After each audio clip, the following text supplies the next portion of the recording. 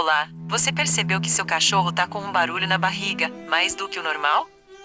Neste vídeo Total Amor por Animais, vamos falar sobre as 10 principais causas de barulho na barriga do cachorro.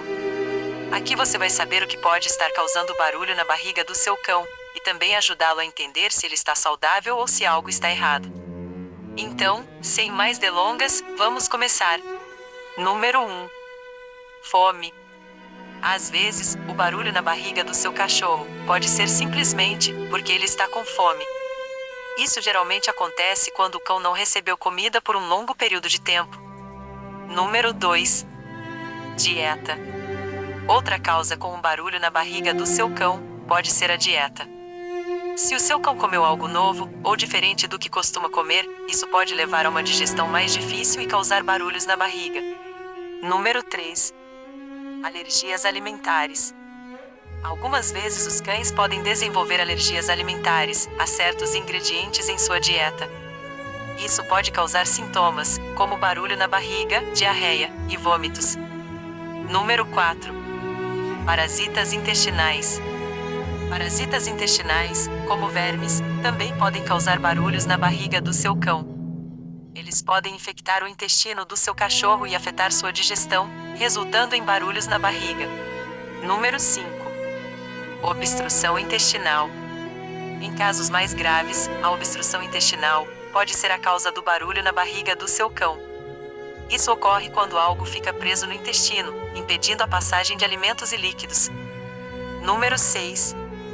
Intolerância à lactose. Assim como os seres humanos, os cães também podem ser intolerantes à lactose, um açúcar encontrado no leite e em produtos lácteos. Isso pode causar problemas digestivos e barulho na barriga. Número 7. Estresse. O estresse também pode afetar o trato gastrointestinal do seu cão e causar barulhos na barriga. Isso pode acontecer em situações como mudança de ambiente, viagens ou separação do dono. Número 8. Problemas de saúde. Algumas doenças, como pancreatite ou gastroenterite, podem causar barulhos na barriga do seu cão. É importante levar o seu cão ao veterinário para diagnosticar e tratar qualquer problema de saúde. Número 9. Excesso de ar.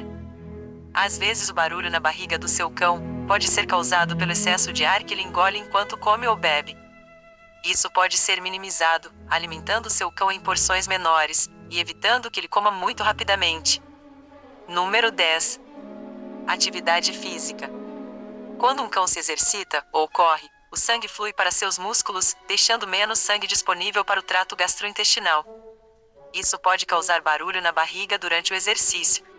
Essas foram as 10 principais causas de barulho na barriga do cachorro. Lembre-se, se você está preocupado com a saúde do seu cão, sempre é importante consultar um veterinário.